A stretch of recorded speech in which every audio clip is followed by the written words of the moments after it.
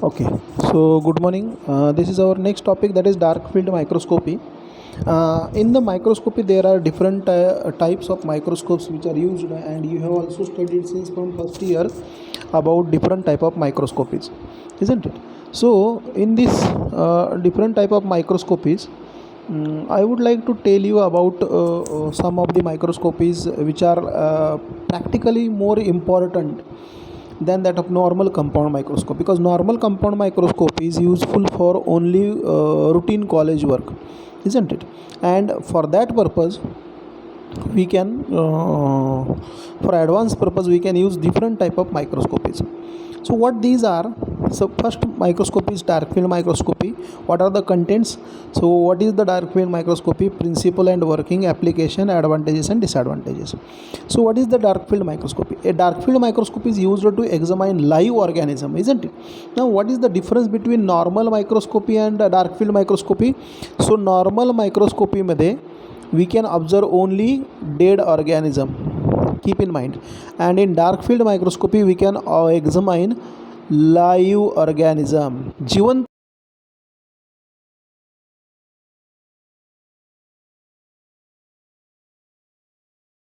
that either invisible in ordinary light microscope, म्हणजे जो ordinary light मायक्रोस्कोपमध्ये दिसत नाही तो ऑर्गॅनिझम जिवंत कंडिशनला आपण डार्क फील्ड मायक्रोस्कोपीमध्ये बघू शकतो. Cannot be stained by standard method. Plus असा ऑर्गॅनिझम आपल्याला बघायचा आहे जो नॉर्मल स्टेनिंग मेथडने आपण बघू शकत नाही, म्हणजे लाईव्ह कंडिशनला आपण अभ्यास करू शकतो ह्या डार्क फील्ड मायक्रोस्कोपनी, आणि ज्याला स्टेनिंग केल्यानंतर तो स्टेन होत नाही किंवा स्टेनिंग केल्यानंतर तो जिवंत राहत नाही, म्हणजे ज्याची स्टेनिंग होत नाही स्टँडर्ड मेथडने असा ऑर्गॅनिझम आपण बघू शकतो, इजंट इट? म्हणजे ज्या ऑर्गॅनिझमला स्टेनिंग चालतच नाही, इजंट इट?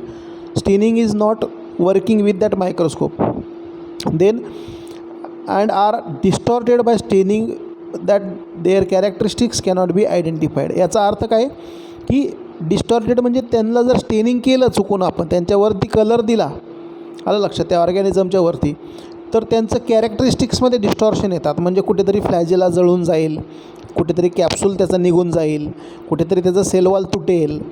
हे असे जर कॅरेक्टरिस्टिक एखाद्या ऑर्गॅनिझमला होत असतील तर मग तसा ऑर्गॅनिझम स्टेनिंग करताच येत नाही, कारण त्याच्या कॅरेक्टरिस्टिक्समध्ये किंवा त्याच्या सेलवॉलमध्ये फरक पडतो आहे, त्याच्या फ्लॅजेलामध्ये फरक पडतो आहे, त्याच्या कॅप्सूलमध्ये फरक पडतो आहे. आणि म्हणून मग या कंडिशनमध्ये ऑर्गॅनिझम ज्याला स्टेनिंग चालत नाही, कारण स्टेनिंग केल्यानंतर त्याच्यासोबत एवढे सगळे प्रॉब्लेम्स येत आहेत, to avoid that we are going to observe that microorganism in live condition. आणि म्हणून मग आपल्याला तो ऑर्गॅनिझम लाईव्ह कंडिशनला बघायचा आहे.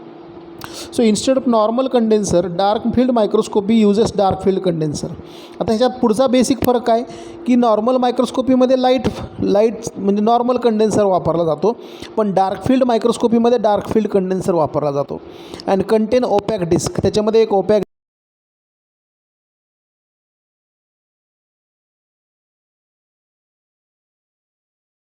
लाईटला ब्लॉक करायचं आहे. Only the light which is reflected of the specimen enter the objective lens. आणि स्पेसिमनवर आदळली, समजा एखाद्या मायक्रो ऑर्गॅनिझमवर आदळलेली लाईट आहे ना, तीच फक्त रिफ्लेक्टेड लाईट, त्याच्यावरून आदळून रिफ्लेक्ट झालेली तीच लाईट फक्त ऑब्जेक्टिव्ह लेन्सपर्यंत पोचू द्यायची. डायरेक्ट लाईट एंटरच होऊ द्यायची नाही लेन्समध्ये, isn't it? Because of this there is no background light, the specimen appears light against black background, that is the dark field. ह्याच्यामुळं होतं काय की पूर्ण ब्लॅक बॅकग्राऊंडमध्ये आतमध्ये स्पेसिमन अशी चमकायला लागते, चमकायला लागते, इजंट इट? कशी ते आपण पुढे बघूया. ओके, त्याच्यानंतर प्रिन्सिपल काय सांगतो डार्क फील्ड मायक्रोस्कोपीचा. What is the principle dark field microscopy? The dark background microscope creates contrast between the object and the surrounding field such that the background is dark and object is bright. अशा प्रकारे मायक्रोस्कोपीमध्ये create केलं जातं image किंवा object की total, आता हे झालं तुमचं ऑर्गॅनिझम, आणि ह्या पाठीमागचा सगळा डार्कमध्ये कलर केला जातो, किंवा हा पूर्ण बॅकग्राऊंड आहे ना तो डार्कमध्ये असतो. टोटल बॅकग्राऊंड कसा असतो? डार्कमध्ये, इजंट इट? टोटल बॅकग्राऊंड कसा असतो? डार्कमध्ये. आणि बाकीचा कसा असतो? पूर्णपणे पाठीमागचा बॅकग्राऊंड हा डार्क असतो आणि ऑर्गॅनिझम हा कलरलेस दिसतो. Isn't it. ऑर्गॅनिझम हा कलरलेस दिसतो. म्हणजे इथे तुम्ही थोडक्यात काय माहिती आहे, बॅकग्राऊंड स्टेन करता. You are staining the background, not the microorganism. Okay. आणि मग त्याच्यामुळं होतं काय की ऑर्गॅनिझमवर जो स्कॅटर झालेली लाईट आहे तीच लेन्समध्ये जाते, बाकीची लाईट लेन्सपर्यंत जात नाही.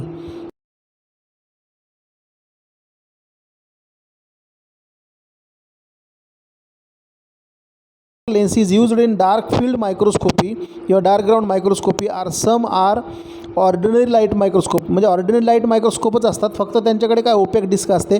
However special condenser is used. फक्त कंडेन्सर वेगळा असतो. कंडेन्सर कसा असतो, तो काय करतो, नॉर्मल लाईट येऊ देत नाही, फक्त स्कॅटर्ड लाईटच लेन्समध्ये घालवतो. त्याला आपण म्हणतो dark field condenser. Okay. Then a special condenser is used which prevent the transmitted light from directly illuminating the specimen. आलं लक्षात. ट्रान्समिटेड लाईट घेत नाही, अगदी रिफ्लेक्टेड लाईट घेतो. So only oblique scattered light reaches to the specimen. आणि मग त्याच्यामुळं काय होतं, स्कॅटर्ड लाईट आहे ना तीच स्पेसिमनवर रिजल्ट आहे, and then passes on to lens system causing object appear bright against dark background. आणि त्याच्यामुळे होतं काय की तुमचा ऑब्जेक्ट जे आहे किंवा मायक्रोस्कोप जो मायक्रो ऑर्गॅनिझम जो आहे तो मायक्रो ऑर्गॅनिझम चकाकतो तिथे, आणि बाकीचा बॅकग्राऊंड पूर्णपणे काळा राहतो. आलं लक्षात. तर अशा पद्धतीची त्याची अरेंजमेंट असते. तर इथे बघा तुम्ही, ही त्याची सिस्टीम आहे. हा बघा पूर्ण ब्लॅक बॅकग्राऊंड आहे, ब्लॅक ग्राउंड, इजंट इट. आणि ऑर्गॅनिझम कसा आहे, स्कॅटरिंग आहे, इजंट इट. आणि मग अशा पद्धतीने आपण ऑर्गॅनिझमला लाईव्ह कंडिशनला अभ्यास करू शकतो, वी कॅन. आणि हे नॉर्मल मायक्रोस्कोपी आहे, बरोबर आहे का नाही. आणि ही dark field microscopy. So dark field मायक्रोस्कोपीमध्ये काय होतं की कंडेन्सर अशा पद्धतीने ॲडजस्ट करतो की ऑर्गॅनिझमवर आदळून स्कॅटर झालेली लाईटच डिटेक्ट करायची, बाकीची लाईट तिथे घ्यायचीच नाही. सो तशा टाईपचे तिथे कंडेन्सर्स असतात. ओके. ही झाली तुमची वर्किंग. इथे लाईट सोर्स आहे. ओके. त्याच्यानंतर अँग्युलर अपर्चर आहे, इथे ऑब्जेक्ट प्लेन आहे, इथे हा ऑब्जेक्ट प्लेन म्हणतो आपण त्याला. त्याच्यानंतर object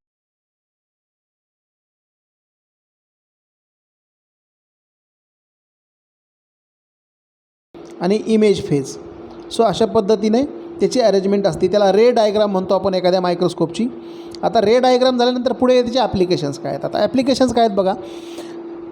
it is used in diagnosis of syphilis.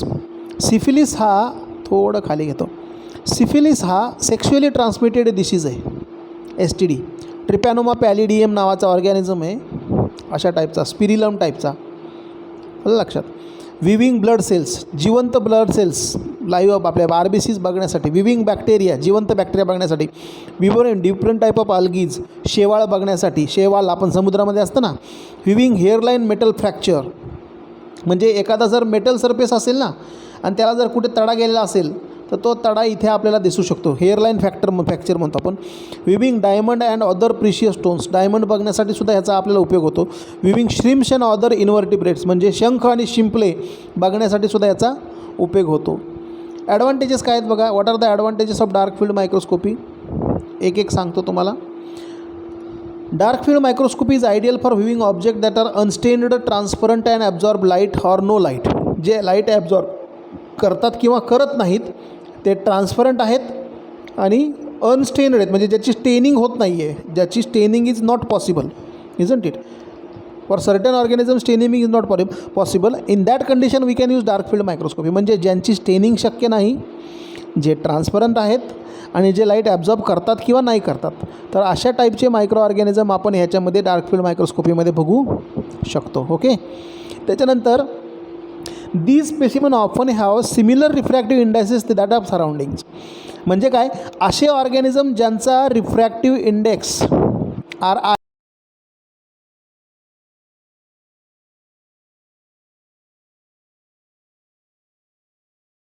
त्याच्यानंतर सराउंडिंग्स आणि सनलाईट ह्यांचं सगळ्यांचा रिफ्रॅक्टिव्ह इंडेक्स 1.55 आहे. म्हणजे काय, जर एखादा सूर्यप्रकाशात फुल ट्रान्सपरंट ग्लास ठेवला तर तुम्ही त्याला जाऊन धडकाल. आलं लक्षात. तुम्हाला तो लक्षात पण येणार नाही की तिथे ग्लास ठेवला आहे म्हणून, एवढा ट्रान्सपरंट ग्लास असतो. आलं लक्षात. मग तशा टाईपचे ट्रान्सपरंट ऑर्गॅनिझम बघायचे असतील तर तुम्हाला डार्क फील्ड मायक्रोस्कोपी सगळ्यात बेस्ट, बरोबर आहे की नाही. So these specimen often have similar refractive index than their surrounding. म्हणजे सराउंडिंगमध्ये म्हणूनच मग वातावरणाचाही सराउंडिंग रिफ्रॅक्टिव्ह इंडेक्स 1.55 आहे, मायक्रो ऑर्गॅनिझमचा पण 1.55 आहे, ग्लासचा पण 1.55 आहे. अशा कंडिशनमध्ये आणि दुसरी गोष्ट, त्या ऑर्गॅनिझमला स्टेनिंग करू शकत नाही, स्टेनिंग करू शकत नाही. मग ह्या तिन्ही हे गोष्टी स्टेनिंग करू शकत नाही, त्यांचा रिफ्रॅक्टिव्ह इंडेक्स वातावरणाचा एवढा आहे, सराउंडिंगचा एवढा आहे, ग्लासचा एवढा आहे आणि ऑर्गॅनिझमचा एवढा आहे. मग तो ऑर्गॅनिझम दिसूच शकत नाही साध्या डोळ्याने. मग त्याला बघायचं म्हटलं तर तुम्हाला डार्क फील्ड मायक्रोस्कोपी लागते. Okay, so you can use dark field microscopy to study the marine organisms such as algae, planktons, diatoms, insects, fibers, hairs, yeast, protozoa, as well as some of the minerals and crystals and polymers and some of the ceramics. एवढ्या सगळ्या गोष्टीला तुम्ही एकदम व्यवस्थित observation करू शकता की एखाद्या मेटलला क्रॅक गेला आहे का, एखाद्या क्रिस्टलचं स्ट्रक्चर कसं आहे, एखादा फायटोप्लँक्टॉन कसा दिसतो आहे, एखादी अल्गी कशी दिसते, समुद्री जीव कसा दिसतो आहे, डायटोम कसा दिसतो आहे, इन्सेक्ट कसे दिसत आहेत, एखादा धागा कसा दिसतो आहे, फायबर कसा दिसतो आहे, हे सगळं तुम्ही बघू शकता. ओके, त्याच्यानंतर you can also use dark field microscopy in research like live bacterium as well as mounted cell or and tissue. Live bacterium, mounted cell आणि टिश्यूमध्ये सुद्धा त्याचा वापर तुम्ही करू शकता. So it is more useful for examining details such as आउटलाईन्स,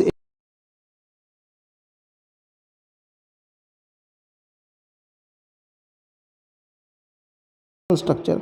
Dark field microscopy often dismissed more modern observation techniques such as phase contrast and DIC which provide more accurate high contrast images. आता त्यात DIC म्हणतो ना आपण त्याला, दुसरी एक microscopy आहे, dark field microscopy, त्याच्यानंतर फेज कॉन्ट्रास्ट मायक्रोस्कोपी म्हणतो आपण त्याला, आणि electron microscopy.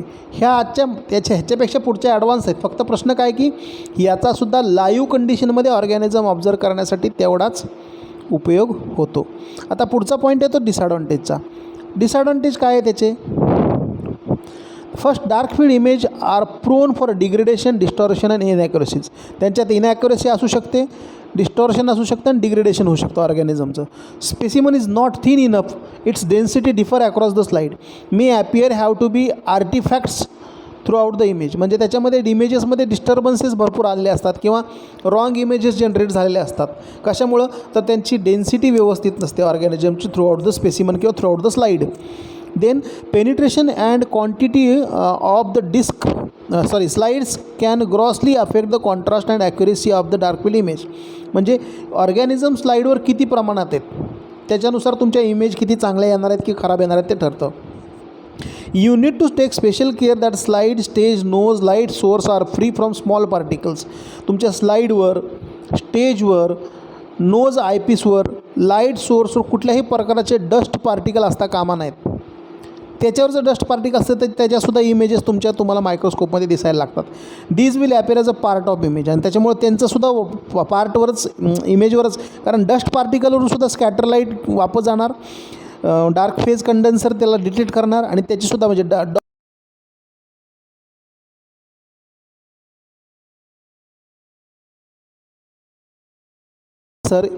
Slide it is most impossible to avoid all air bubbles. आता तुम्ही जर ऑइल वापरत असाल, ऑइल इमर्शन मायक्रोस्कोपी करत असाल, तर ऑइलमध्ये जर एअर बबल आले, इजंट इट, एअर बबल जर आले तर अजून परिस्थिती बिकट होते. एअर बबल्स तुमचे सगळे त्याच्यामध्ये दिसायला लागतात. This liquid bubble will cause image degradation, flare and distortion. Even the image clarity will also decrease. काय होईल? डिग्रेडेशन होईल, फ्लेअर इमेज होईल, अंधुक दिसेल, डिस्टॉर्शन होईल. या सगळ्या गोष्टी हे त्याचे डिसॲडव्हान्टेज आहेत.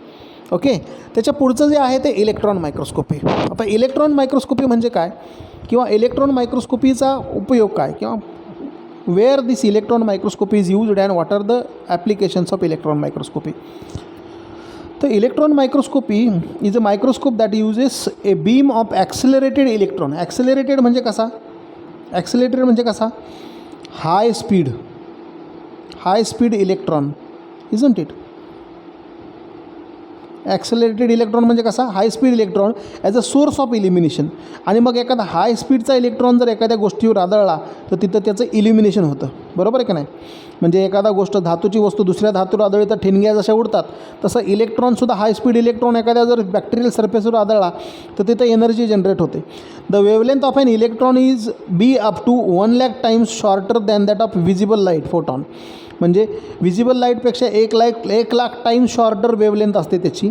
त्याच्यामुळे त्याच्याकडे हाय इंटेन्सिटी इलेक्ट्रॉन बीम बनू शकतो. Electron microscope have higher resolving power than that of light microscope. साध्या मायक्रोस्कोपपेक्षा त्यांची रिझॉल्विंग पॉवर खूप हाय असते. म्हणजे समजा रिझॉल्विंग पॉवर जर ह्याची 100 असेल तर त्याची 10 lakh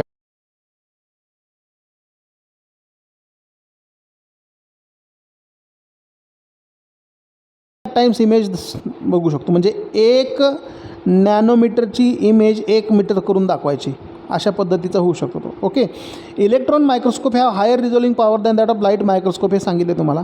it offers possibilities to gain insight into. आता इलेक्ट्रॉन मायक्रोस्कोपने मला काय काय पॉसिबिलिटीज करता येतात किंवा काय काय बघता येतं. तर पहिली गोष्ट काय, पहिलं इंटर्नल आणि एक्सटर्नल स्ट्रक्चर. इंटर्नल म्हणजे एखाद्या बॅक्टेरियाच्या आतमध्ये स्ट्रक्चर कसं आहे आणि बाहेरचं स्ट्रक्चर कसं आहे, एक्सटर्नल आणि internal structure. Topology define structure of network, how all components interconnected to each other.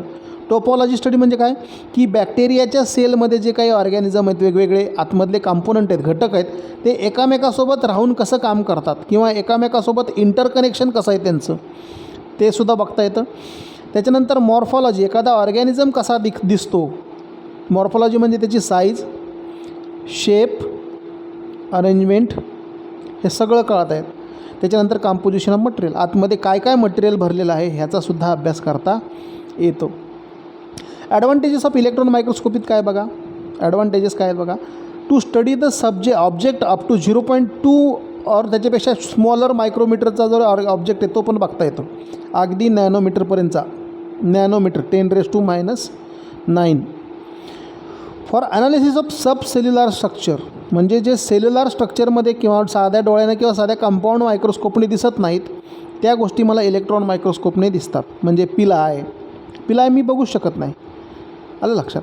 DNA, RNA, nucleus, Golgi apparatus, endoplasmic reticulum, mitochondria, ह्या सगळ्या गोष्टी मी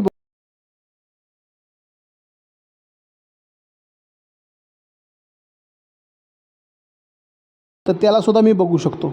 इंट्रासेल्युलर पॅथोजन, तुम्ही म्हणाल बॅक्टेरियाच्यामध्ये व्हायरस असतो का, आता असतो. जो व्हायरस बॅक्टेरियाला इन्फेक्ट करतो, हा आहे बॅक्टेरिया, बरोबर आहे का नाही. आणि हे बॅक्टेरियाला इन्फेक्ट केलं ह्या व्हायरसने, तर हे व्हायरसचं नाव काय, बॅक्टेरियोफेज. म्हणजे those viruses which are infecting टुकून बॅक्टेरिया, म्हणजे असे व्हायरस जे बॅक्टेरियाला इन्फेक्ट करतात ते. मग अशा कंडिशनमध्ये एखाद्या बॅक्टेरियाच्या आतमधला व्हायरस आपल्याला स्टडी करता येतो. ओके. इंट्रासेल्युलर पॅथोजन म्हणतो आपण. इवन ह्युमन बॉडीमध्ये सुद्धा, लिव्हरच्या सेलचं जर थोडं स्पेसिमन काढला आणि लिव्हरमध्ये जर हिपॅटायटिस बी व्हायरस असेल HBVचा, तर तो किती प्रमाणात आहे ते सुद्धा बघता येतं इलेक्ट्रॉन मायक्रोस्कोपने. सेल मेटाबॉलिझम, सेलची चयापचय क्रिया स्टडी करता येते. For study of minute structure in nature, सगळ्यात स्मॉलेस्ट सजीव जो आहे त्याचासुद्धा अभ्यास करता येतो आपल्याला. त्याच्यानंतर टाईप्स ऑफ इलेक्ट्रॉन मायक्रोस्कोपी, त्याच्यामध्ये ॲनालिटिकल इलेक्ट्रॉन मायक्रोस्कोपी आहे ज्याच्यामध्ये ॲनालिसिस किंवा पृथक्करण करता येतं. स्कॅनिंग इलेक्ट्रॉन मायक्रोस्कोपी, ज्याच्यामध्ये स्कॅन करता येतं बॅक्टेरियाचा cell surface. Scanning electron microscope, scanning transmission electron microscope आणि स्कॅनिंग इलेक्ट्रॉन मायक्रोस्कोप. आणि त्याच्यानंतर स्पेशल आहे तो TEM, ट्रान्समिशन इलेक्ट्रॉन मायक्रोस्कोप, म्हणजे ज्याच्यामध्ये एखाद्या बॅक्टेरियाच्या शरीरातून आरपार इलेक्ट्रॉन पाठवले जातात आणि आतमधली इमेज बॅक्टेरिया आतून कसा दिसतो हे बघितलं जातं. त्याच्या पुढचा महत्त्वाचा पॉईंट आहे तो transmission electron microscopy. Transmission electron microscopy is electron microscopy that technique a beam of electron is transmitted through the ultra thin specimen. म्हणजे काय की बॅक्टेरिया आहे आणि बॅक्टेरियाची कटिंग केली आहे अल्ट्रा थिन सेक्शन, म्हणजे हा पूर्ण बॅक्टेरिया आहे तो 1 मायक्रोमीटरचा आहे आणि त्याचा 0.01 micrometre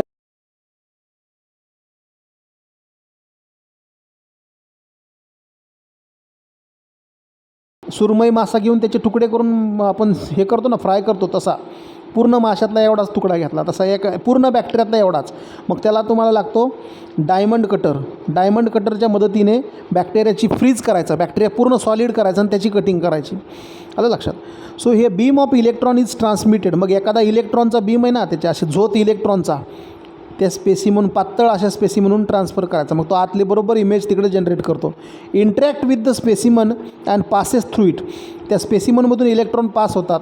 transfer of electron, a transmission of electron can achieve better than 50 picometre resolution and magnification up two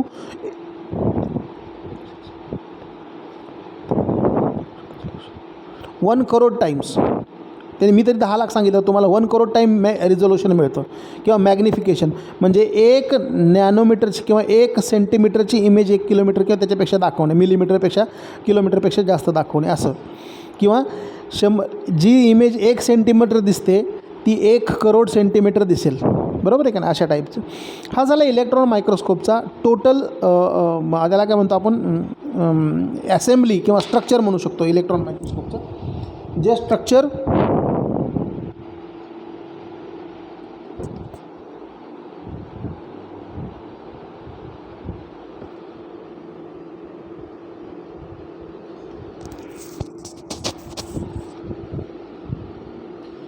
electron मायक्रोस्कोपचा, ज्याच्यामध्ये you can see the electron gun. आपण याच्यामध्ये इलेक्ट्रॉन गन बघू शकतो. Electron gun, condenser, aperture, specimen port, intermediate aperture, binocular lens दिसू शकतं, objective aperture दिसू शकतं, ऑब्जेक्टिव्ह लेन्स आहे, डिफ्रॅक्शन लेन्स आहे.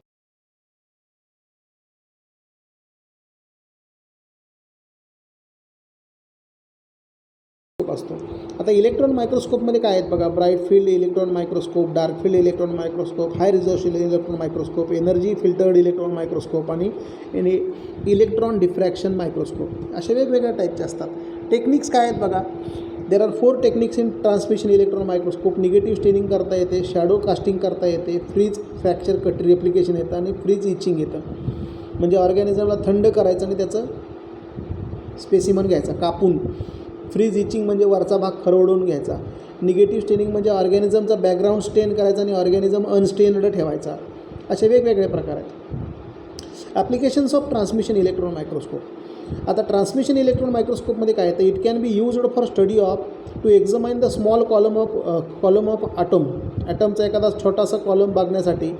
कॅन्सर रिसर्चमध्ये वापरू शकतो, व्हायरोलॉजीमध्ये वापरू शकतो, पोल्युशन नॅनोटेक्नॉलॉजीमध्ये वापरू शकतो, सेमीकंडक्टर रिसर्चमध्ये वापरू शकतो, केमिकल आयडेंटिफिकेशनमध्ये वापरू शकतो, क्रिस्टल ओरिएंटेशनच्या स्टडीमध्ये वापरू शकतो आणि इलेक्ट्रॉनिक स्ट्रक्चरच्या स्टडीमध्ये सुद्धा वापरू शकतो. लिमिटेशन्स काय आहेत बघा. Transmission electron microscopy has following limitation. It is difficult to produce thin sample. म्हणजे त्याला एक तर बॅक्टेरिया मायक्रोमीटर साईजचा, इजंट इट, मायक्रोमीटर साईजचा, आणि त्याच्यामध्ये परत कटिंग करायची. अहो तुम्हाला तो बॅक्टेरिया धरताच येत नाही तर कटिंग कशी करणार. त्याच्यानंतर relatively time consuming process with the low throughput of sample. एकदम कमी सॅम्पल लागतो आणि टाईम कन्झ्युमिंग मेथड आहे. त्याच्यानंतर the structure of the sample may be change during preparation process. म्हणजे तुम्ही कटिंग करतानाच तुमच्या बॅक्टेरियाचं स्ट्रक्चर चेंज होऊ शकतं. बॅक्टेरियाचं स्ट्रक्चर जशाला तसं राहत नाही, आतमधले घटक हालू शकतात इकडे तिकडे. Small field of view may not give conclusion result of the whole sample. म्हणजे तुम्हाला जो काही तुम्ही फील्ड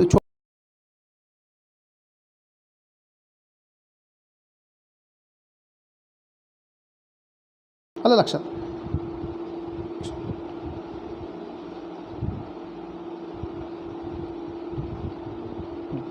त्याच्यानंतर पुढचा पार्ट राहिला आहे तो म्हणजे scanning electron microscopy. Scanning electron microscopy is a type of electron microscopy that produce image of sample by scanning with a focused beam of electron. तुम्ही बघू शकता इथे कशा प्रकारे त्यांनी स्कॅनिंग केलेली आहे. ओके, सरफेस, पूर्ण सरफेसचं स्ट्रक्चर इथे बघायला मिळतं. ओके, आजचं जे आपण कोरोना व्हायरसचं स्ट्रक्चर बघतो ते स्कॅनिंग इलेक्ट्रॉन मायक्रोस्कोपने बघितलेलं. Electron interact with the atom sample producing various signals that contain information about sample, surface topography and composition. त्या ऑर्गॅनिझमचं सरफेस कसं दिसतो आहे आणि त्याचं बाहेरचं ओरिएंटेशन कसं दिसतं हे तुम्हाला दाखवलं जातं. Okay, types of signal produced by the scanning electron microscopy. Scanning electron microscopy कुठल्या टाईपचे म्हणजे सिग्नल प्रोड्यूस करते. तर पहिलं आहे सेकंडरी इलेक्ट्रॉन. सेकंडरी इलेक्ट्रॉन कशाला म्हणतात तर लक्षात घ्या. प्रायमरी इलेक्ट्रॉन कुठला, समजा एखादी स्पेसिमन ठेवली त्याच्यावर इलेक्ट्रॉन आदळला आणि तो मी फिल्टर आउट करून डिटेक्ट केला किंवा बरोबर त्याच्यातून ट्रान्सफर झाला आणि तो डिटेक्ट केला. आता सेकंडरी इलेक्ट्रॉन म्हणजे काय की समजा एखादं स्पेसिमन आहे, स्पेसिमनवर तो बंबार्ड झाला आहे, एक त्यांनी स्पेसिफिक अमाऊंट ऑफ एनर्जी त्यांनी लूज केली आणि नंतर तो तिथून इमिट झाला, रिट्रान्समिट झाला आणि मग इथे डिटेक्टरने त्याला डिटेक्ट केलं, त्याला सेकंडरी इलेक्ट्रॉन्स म्हणतो आपण त्याला. Okay. Then back scattered electrons, पाठीमागं फिरलेले इलेक्ट्रॉन्स असतील, एक्सरे असतील किंवा लाईट रेज असतील, याच्यापासून इमेज जनरेट केली जाते. Standard SEM uses secondary electron, back scattered electrons आणि स्टँडर्ड SEM हे अशाच प्रकारचे इलेक्ट्रॉन इमेज जनरेशनसाठी वापरतो. आता इथे बघू शकता तुम्ही, हे त्याचं बघा डिटेलमध्ये दिलं आहे. इलेक्ट्रॉन गन दिली, फर्स्ट लेन्स कंडेन्सर लेन्स दिला आहे, इलेक्ट्रॉन बीम, सेकंड कंडेन्सर. आता हे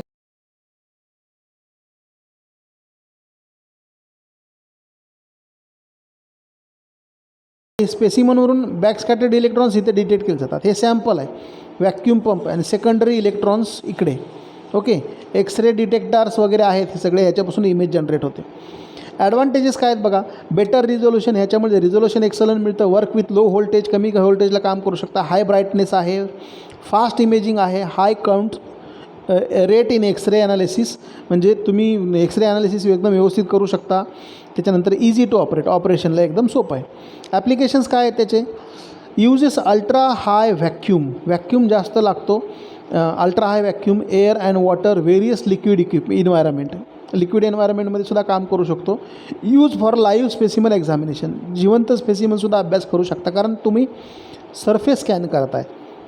use visualization of intracellular changes, आतमधले सेलमधले काय जे चेंजेस आहेत ते सुद्धा मला बघता येतात. लिमिटेशन्स काय आहेत, cannot detect very high element, light element म्हणजे एकदम लाईट एलिमेंट आहेत ना, लिथियम, हेलियम, हायड्रोजन, ह्यांचं डिटेक्शन करू शकत नाही. Cannot detect element with atomic number less than 11चे जे ॲटॉमिक नंबरचे जे एलिमेंट आहेत त्यांना डिटेक्ट करू शकत नाही.